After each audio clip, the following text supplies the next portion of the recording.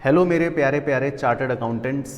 ये video specially उन सभी एस्पायरिंग चार्टर्ड अकाउंटेंट्स के लिए है जो सीए फाउंडेशन की तैयारी अब करना चाहते हैं।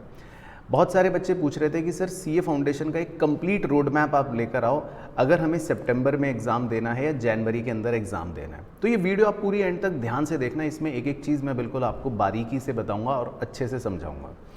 सबसे पहले तो देखो प्यारे बच्चों, आपका एग्ज़ाम अगर सितंबर 2025 के अंदर आप टारगेट कर रहे हो तो या तो आपने अभी अपना क्लास 12 का एग्ज़ाम दे दिया है, अब या तो आप CUET का एग्ज़ाम की तैयारी कर रहे होंगे। अब CUET का एग्ज़ाम ख़त्म होते होते होते हो सकता है आपका 31 मई तक ख़त्म हो। अब उसके बाद आपका टाइम बचेगा जून, जुलाई, अगस्त, सितंबर। अब जून, जुलाई, अगस्त और सितंबर में अगर आप सितंबर अटेम्प्ट टारगेट कर रहे हो तो हो सकता है आपको लगे कि यार मैं शायद ना कर पाऊँ या अच्छी प्रिपरेशन ना कर पाऊँ। तो अगर आप उस कैटेगरी के अंदर आ रहे हैं तो ऑब्वियसली आपको टारगेट करना चाहिए जनवरी 2026 का अपना बैच।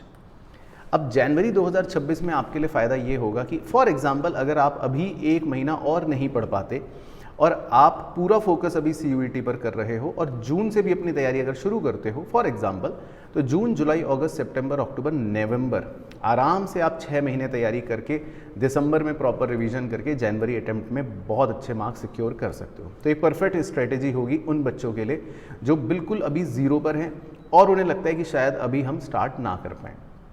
लेकिन आप में से कुछ स्टूडेंट्स जो ऑलरेडी पढ़ रहे हैं या ऑलरेडी जिन्होंने स्टार्ट कर दिया था क्लास 12 के बाद और वो टारगेट कर रहे हैं सितंबर, तो आपके पास थोड़ा सा टाइम क्योंकि अब कम है, आपको तो अभी पढ़ना भी है और आपके पास अब मई, जून, जुलाई, अगस्त 4 महीने का जो टाइम है लगभग वो बचा हुआ है। सितंबर में आपके एग्जाम आ जाएंगे।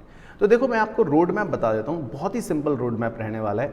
सबसे पहली चीज़ तो देखो, अगर आप सितंबर के लिए टारगेट कर रहे हो तो आपका जो रोड मैप रहने वाला है वो रहेगा कि आपको अब अपना कोर्स जो फिनिश करना है, सबसे पहले ये फोकस करना है वो एटलीस्ट करना है आपको 15 अगस्त तक, क्योंकि 15 अगस्त तक अगर आप अपना सिलेबस अच्छे से कंप्लीट करोगे तब जाकर लास्ट के 15 डेज़ में जिसमें आप प्रॉपर रिवीजन और मॉक पेपर्स भी दोगे तो सफिशिएंट रहेगा और सितंबर में आपका एग्ज़ाम रहेगा। अब अगर आप जनवरी अटेम्प्ट के लिए ऑप्ट कर रहे हो या जनवरी अटेम्प्ट के लिए प्रिपरेशन करना चाहते हो तो आप अपनी स्टार्टिंग अभी से कर सकते हो और आपके पास 6 मंथ्स का प्रॉपर टाइम रहने वाला है। देखो खासकर जो जनवरी अटेम्प्ट के बच्चे हैं उनको मैं ये बोलना चाहूँगा कि आप अगर अभी CUET की भी तैयारी कर रहे हो या आप अभी कॉलेज का वेट कर रहे हो तो आप थोड़ा थोड़ा स्लोली एंड ग्रेजुअली स्टार्ट कर सकते हो, जो मैं आपको आगे सब्जेक्ट वाइज गाइडेंस में भी बताने वाला हूँ। उससे फ़ायदा ये होगा कि आपका मई का जो पूरा महीना है वो ऐसे तो है नहीं कि आप पूरा दिन ही सिर्फ CUET या कॉलेज की तैयारी में करने वाले हो। अगर आप सिर्फ 2 घंटे या 3 घंटे भी डेली अपने CA की स्टडी करोगे तो उससे बहुत बेनिफिट होगा, क्योंकि आपको देखो मई, जून, जुलाई, अगस्त, सितंबर, अक्टूबर, अगर आप 6 महीने भी डेडिकेटेडली पढ़ते हो तो आराम से सिलेबस कंप्लीट करने का आपके पास बहुत अच्छा टाइम रहने वाला है। अच्छा, अक्टूबर में सिलेबस खत्म करने का फ़ायदा क्या होगा? अक्टूबर तक आपका सितंबर अटेम्प्ट वाले बच्चों का एग्ज़ाम खत्म हो जाता है, आप उनके पेपर का भी एनालिसिस कर पाओगे, उस पेपर को भी एज ए प्रैक्टिस कर पाओगे और आराम से नवंबर एंड दिसंबर आप अपना रिवीजन के लिए दे सकते हो, जिसमें आप फुल कोर्स दोबारा रिवाइज करके मॉक पेपर के साथ रिवीजन कर पाओगे। तो जनवरी अटेम्प्ट के लिए तो बहुत गोल्डन अपॉर्चुनिटी है अभी राइट टाइम पर स्टार्ट करना। अब आते हैं सब्जेक्ट वाइज गाइडेंस के ऊपर कि देखो सर हमें सितंबर या जनवरी में एग्ज़ाम देना है, तो देखो क्या है, बहुत सिंपल है। सबसे पहला पेपर आपका देखो अकाउंटेंसी का है। अकाउंटेंसी का आपको पता है देखो 100 नंबर का पेपर आने वाला है, सब्जेक्टिव पेपर रहता है, राइट। तो इसमें आपको सब कुछ चीज़ें लिखनी है। अब इसमें अच्छी बात ये होती है कि आपको इसमें एक एक्सटर्नल चॉइस मिल जाएगी एग्जाम के अंदर, यानी कि 6 क्वेश्चंस आएंगे, लेकिन आपको सारे के सारे 6 क्वेश्चन सॉल्व नहीं करने, आपको 6 में से कोई 5 क्वेश्चन ही सॉल्व करने रहेंगे और सारे सब्जेक्टिव होते हैं, बड़े होते हैं। अब अकाउंट्स ऐसा पेपर है जिसमें सिर्फ आपको किन बातों का देखो ध्यान रखना है। इसके अगर पिलर बनाऊं तो सबसे पहला पिलर तो होता है कॉन्सेप्ट, यानी कि आपको कॉन्सेप्चुअल कवरेज कंप्लीट करनी है। आप कुछ भी छोड़ना मत, चाहे छोटे से छोटा चैप्टर हो, बड़े से बड़ा चैप्टर हो, अभी आपका फोकस होना चाहिए मैं हर चीज़ एटलीस्ट कॉन्सेप्चुअली पढूं, समझूं और मुझे कॉन्सेप्ट आना चाहिए। फॉर एग्जाम्पल आपसे किसी ने रूल्स पूछ लिए तो आपको रूल्स पता होने चाहिए। फॉर एग्जाम्पल आप बैंक रिकंसिलिएशन स्टेटमेंट कर रहे हो तो आपको पता होना चाहिए पासबुक क्या है, कैश बुक क्या है, हर कॉन्सेप्ट आपको क्लियर होना चाहिए, राइट। सेकेंड इसमें पिलर आता है इंपॉर्टेंट प्रैक्टिस। अब प्रैक्टिस देखो करनी कहाँ से, प्रैक्टिस के लिए बहुत ही सिंपल है। अगर आप ICAI का मटेरियल भी फॉलो करते हो तो वो आपका बेस क्लियर कर देगा, है ना। उससे आपको पता लग जाएगा ठीक है भाई ये क्वेश्चंस है, ये प्रैक्टिकल प्रॉब्लम्स हैं, ये सॉल्व इलस्ट्रेशंस हैं, तो हमारा बेस बन रहा है हर चैप्टर का। अब आईसीआई के मटेरियल को करने के बाद आपको इसमें प्रैक्टिस के लिए ऐड ऑन करने चाहिए कुछ प्रीवियस ईयर क्वेश्चंस, जिससे आपको वैरायटी भी पता लग जाएगी कि ठीक है पिछले 4-5 अटेम्प्ट के भी आपने कवर कर लिए, तो आपको एक वैरायटी का आइडिया लग जाएगा। और फिर साथ ही साथ पिछले सालों के या इस साल के जो भी नए MTPs आएंगे, मॉडल टेस्ट पेपर्स, उनके क्वेश्चंस इसमें फिट करने चाहिए। तो इतनी प्रैक्टिस करना बिल्कुल एडिक्वेट रहेगा आपके अकाउंटेंसी के लिए। अच्छा, फिर कैसे करना है? फिर आता है लास्ट में अकाउंटेंसी के अंदर रिवीजन, जो बहुत इंपॉर्टेंट है, क्योंकि अकाउंटेंसी का सिलेबस वास्ट है, इजी है पर वास्ट है। अब उसमें होता ये है कि अगर आप सिर्फ पढ़ते रहोगे, कॉन्सेप्ट भी कर रहे हो, प्रैक्टिस भी कर रहे हो, 4 महीने बाद फिर आपको ऐसा लगेगा कि मैं सब कुछ भूल गया हूँ। तो यहाँ पर आपको एक रिवीजन साइकिल भी अपनी साथ में चलानी चाहिए। हर 10 या 12 या 14 दिन के अंदर ये सोचो कि मेरे को एक रिवीजन का दिन तो रखना ही रखना है। अपनी प्लानिंग इस तरह से रखनी है, हर 11 या 12वें दिन एक दिन तो ब्रेक देना है, जिसमें मैं सिर्फ पुराना पढ़ा हुआ रिवाइज करने वाला हूँ। तो अकाउंटेंसी के अंदर ये चीज़ बहुत इंपॉर्टेंट है। अब देखो, मैं जब अपनी क्लासेस में पढ़ाता हूँ अपने बैच के अंदर, तो मैं कॉन्सेप्ट्स भी पूरे करवाता हूँ, प्रैक्टिस भी हमारी बिल्कुल माशाल्लाह टॉप लेवल पर रहती है, जिसमें हम सब कुछ इंक्लूड करते हैं। तो वो चीज़ आप भी फॉलो करो, बशर्ते उसमें कोई भी चीज़ मिस नहीं होनी चाहिए। एंड रेगुलर रिवीजन बहुत ज़रूरी है, जिसके लिए हम तो बच्चों के टेस्ट लेते हैं, अब आपको इवैल्यूएशन करने के लिए रिवीजन करना पहले बहुत ज़रूरी है, और फिर अगर आपको मिले टेस्ट तो ज़रूर दो। तो ये अकाउंटेंसी सब्जेक्ट में आपके लिए बहुत बेस्ट चीज़ रहने वाली है। देखो, फिर आता है आपका दूसरा पेपर, लॉ का। लॉ का भी देखो 100 नंबर का पेपर है। पेपर ये भी सब्जेक्टिव है, तो इसमें तो आपको लिखना ही लिखना है। अब क्योंकि ये नया सब्जेक्ट है और आपने कभी पहले पढ़ा ही नहीं, तो लॉ के अंदर जो लैंग्वेज होती है वो सबसे बड़ा रोल प्ले करती है। अब लैंग्वेज से मेरा मतलब है कि लॉ लिखने की एक आर्ट होती है, कला होती है। तो लॉ के अंदर सबसे पहला पिलर तो मैं ये बोलूँगा कि आप लर्न तो कर ही रहे हो, ठीक है भैया, बहुत अच्छी बात है, लेकिन साथ ही साथ राइटिंग बहुत ज़रूरी है। क्योंकि लॉ इज़ ऑल अबाउट भाई लीगल लैंग्वेज। लैंग्वेज लिखनी नहीं आ रही तो फिर किस बात की लॉ पढ़ रहे हो आप? फिर तो एक देसी भाषा में कुछ भी अब कह रहे हो तो उसका आईसीआई आपको मार्क्स नहीं देगा। तो लॉ सब्जेक्ट पे जब आप फोकस करो, जब आप पढ़ाई करो, तो आपका क्राइटेरिया ये होना चाहिए कि मैं लर्न करूँ। ये मेरा स्टेप 1 है कि ठीक है मैं पढ़ रहा हूँ, समझ रहा हूँ, लेकिन अब मुझे लिखना भी तो है।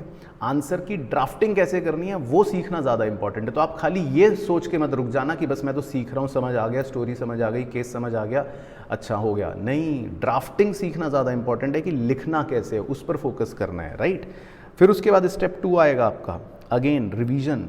अब रिवीजन भी इसमें राइटिंग के साथ जोड़ना है। तो लॉ में तो मतलब मैं एक रामबाण आपको दबा दूं कि आप अगर घर पे पढ़ाई कर रहे हो, सेल्फ स्टडी कर रहे हो, कैसे भी कर रहे हो, तो राइटिंग बहुत ज़रूरी है। अब देखो, लॉ के अंदर हमारे यहाँ जो फैकल्टीज़ हमें पढ़ाते हैं, अमोल सर, तो वो राइटिंग पर ज़्यादा फोकस करते हैं। कॉन्सेप्चुअल क्लैरिटी तो हो ही गई, कॉन्सेप्चुअल क्लैरिटी के बाद आपको राइटिंग करना बहुत इंपॉर्टेंट है। अब हम तो रेगुलर टेस्ट रखते हैं सो दैट बच्चा टेस्ट के बहाने लिखे, वो बहुत इंपॉर्टेंट है। तो अगर वो चीज़ आप कर सकते हो तो वेल एंड गुड, नहीं कर सकते तो फिर MTPs उठाओ, उसको सॉल्व करो, फिर बाकी उसके सॉल्यूशन से चेक करो कि मैंने कैसा आंसर लिखा और MTP के सजेस्टेड आंसर में किस तरह का आंसर दे रखा है। तो लॉ में ड्राफ्टिंग जो होती है ना, वो बहुत इंपॉर्टेंट होती है, क्योंकि सब्जेक्टिव पेपर है, राइट। अब एकदम से माइंडसेट चेंज, कट। तीसरा पेपर है आपका मैथ्स का, क्वांटिटेटिव एप्टीट्यूड, 100 नंबर का पेपर है, 2 घंटे का ही पेपर होगा विद नेगेटिव मार्किंग, है ना, आप जानते हो। तो MCQ बेस्ड पेपर है, तो यहाँ पर तो सारा का सारा खेल ही स्पीड का है, दैट्स इट। तो मैथ्स के अंदर तो सिर्फ आपको क्या करना है, कॉन्सेप्ट्स हर चैप्टर के पता होने चाहिए, ट्रिक्स हर चैप्टर की पता होनी चाहिए, और कैलकुलेटर को कैसे यूज़ करना है वो बिल्कुल आपके टिप्स पे होना चाहिए। तो अपने छाती से कैलकुलेटर चिपका के रखो अब अगले 6 महीने। मैथ्स में तो आपको कैलकुलेटर पे बिल्कुल ऐसा बनना है कि क्वेश्चन देखा, फास्ट तरीके से सॉल्व करा, क्योंकि मैथ्स में 2 घंटे में आपको 100 क्वेश्चन करने हैं, मतलब 120 मिनट में 100 क्वेश्चंस करने हैं। तो 1.2 मिनट में आपको एक क्वेश्चन करना है, यानी कि 72 सेकंड, 72 सेकंड्स ऑलमोस्ट के अंदर आपको एक क्वेश्चन सॉल्व करना है। तो क्वेश्चन पढ़ना भी है, समझना भी है, प्रोसेस भी करना है, फटाफट सॉल्व भी करना है, ऑप्शन पे टिक भी लगाना है ना। तो मैथ्स के लिए तो सिर्फ एक ही पिलर है आपका, आपको हर चैप्टर का कॉन्सेप्ट, सारे फॉर्मूले वो तो लर्न करने हैं, लेकिन प्रैक्टिस बहुत ज़्यादा करनी है। करते रहो प्रैक्टिस, करते रहो प्रैक्टिस। आईसीआई का मटेरियल ऑब्वियसली सबसे पहला बेस है, लेकिन इसके अंदर PYQs ऐड कर लो तो वैरायटी कवर हो जाएगी। MTP क्वेश्चंस ऐड कर लोगे, मॉडल टेस्ट पेपर क्वेश्चंस, तो आपकी कवरेज होलसम हो जाएगी। तो मैथ्स के लिए या क्वांटिटेटिव एप्टीट्यूड जो है, हर चैप्टर में आपको इन बात का ध्यान रखना है। कट टू, चौथा पेपर आपका इकोनॉमिक्स। अब देखो, इकोनॉमिक्स चारों पेपरों में मैं आसान बोल सकता हूँ, रीज़न बीन देखो इसमें क्योंकि MCQ पेपर बना दिया, तो MCQ पेपर बनने से आपको सिंपल क्या करना है, 100 नंबर का पेपर है, 1-1 नंबर के क्वेश्चंस आएंगे ईच, है ना। अब इसमें फ़ायदा ये हो गया कि डायग्राम आपको कोई बनाना नहीं, शेड्यूल आपको कोई बनाना नहीं, बड़े बड़े फॉर्मूले आपको कोई सॉल्व करने नहीं, कुछ भी नहीं करना। तो इकोनॉमिक्स के अंदर तो सबसे इम्पॉर्टेंट पहला पिलर हो गया कि आपको रीडिंग्स लेनी है। रीडिंग्स लेने से क्या फ़ायदा होता है कि आप कीवर्ड्स अपने आप समझना शुरू कर देते हो कि भाई क्वेश्चन ने पूछा फादर ऑफ इकोनॉमिक्स, तो तुरंत याद आ गया अच्छा एडम स्मिथ। तो इसमें ना चीज़ें लर्न करनी है। अब माइन्यूट चीज़ें होती हैं, माइन्यूट चीज़ें लर्न कितनी करोगे वो खुद आपको नहीं समझ आएगा। तो बेस्ट वे इज़ आप रीडिंग लेते रहो, कम से कम 7, 8, 10 रीडिंग्स जब ले लोगे, अब या तो बुक से भी पढ़ सकते हो, नोट से भी पढ़ सकते हो। अब इकोनॉमिक्स के अंदर देखो, मैं तो अपनी क्लासेस में बहुत ही तरीके से नोट्स लिखवा देता हूँ जिसमें सारे कीवर्ड्स खुद कवर कर लेता हूँ। तो अगर वो नोट से मेरे साथ पढ़ रहे हो तो भैया वेल एंड गुड, नहीं पढ़ पा रहे, नोट से मेरे साथ नहीं पढ़ पा रहे, तो भी कोई ऐसा नहीं है दिक्कत आने वाली है। आपको सिर्फ तब बुक से रीडिंग ज़्यादा लेनी है। हर कॉन्सेप्ट का एक क्रक्स होता है, अगर आप वो समझ गए, उसके कीवर्ड समझ गए, तो ज़्यादा रीडिंग लेते रहो, आपका इकोनॉमिक्स सॉर्टेड रहेगा। अच्छा, अब इकोनॉमिक्स में करना क्या? इकोनॉमिक्स में ज़्यादा ज़रूरी क्या होता है? क्वेश्चंस होते हैं। अब आईसीएआई की बुक में क्वेश्चंस तो हैं, लेकिन उसके अंदर आपको पीवाईक्यू को ज़रूर ऐड करना चाहिए, क्योंकि उसमें ना बहुत सारी वैरायटी कवर हो जाती है और वो एमसीक्यू पेपर के लिए ज़रूरी है।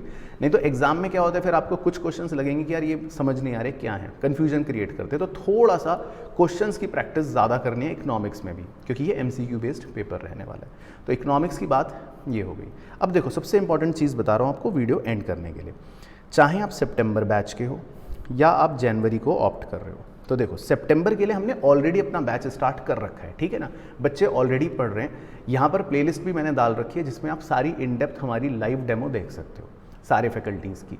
अब सितंबर की अगर गाड़ी आपको लग रहा है कि यार मिस हो रही है, तो पहली बात तो ऐसा बिल्कुल भी नहीं है। आप अगर आज भी ज्वाइन करते हो हमारे बैच के अंदर, तो सितंबर की प्रॉपर तैयारी आप कर सकते हो, क्योंकि मुश्किल से हमारा 5-7% सिलेबस ही कवर हुआ है, जो ऑब्वियसली आपको मिल जाएगा, जिसकी कोई चिंता वाली बात नहीं है।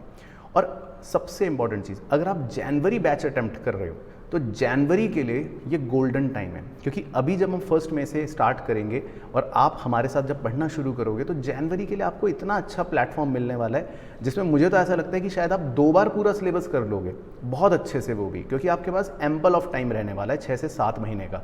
और उसके बाद रिवीजन भी आपको ऐसा मिलने वाला है 2 महीने का टाइम, जिसमें आप आराम से हर पेपर के मॉक पेपर्स कर सकते हो, वो भी 3-3, 4-4। तो सोचो 15-16 एग्ज़ाम्स देने के बाद, मॉक पेपर्स देने के बाद जब अपने एग्ज़ाम में बैठोगे, तो आपको वो पेपर ऑब्वियसली बहुत आसान लगने वाला है, राइट।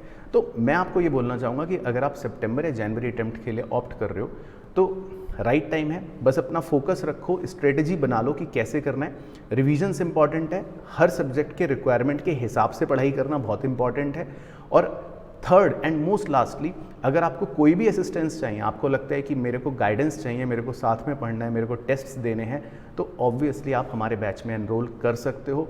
इसके अंदर मैं वाउच कर सकता हूँ खुद कि इस बैच में अगर आप एनरोल करते हो, तो आपकी किसी भी सब्जेक्ट में ऐसा नहीं होगा कि तैयारी कुछ लेसर रहने वाली है। हर सब्जेक्ट की तैयारी इतनी टॉप नॉच होने वाली है ना, कि आपको खुद फील होगा कि यस, मैं जो सोच रहा था उससे ज़्यादा बेटर मेरी तैयारी हो रही है।